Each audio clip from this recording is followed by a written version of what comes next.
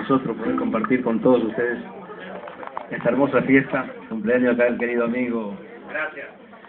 Y Ramón, con todo cariño, entonces vamos a brindarles algunas canciones de nuestro repertorio. La verdad que hace mucho tiempo que no tocamos con José Luis, pero vamos a hacer que todo salga bien. Vamos a tratar por... ¿Un temita, José Luis, de arpa? Bueno, melodía para ti.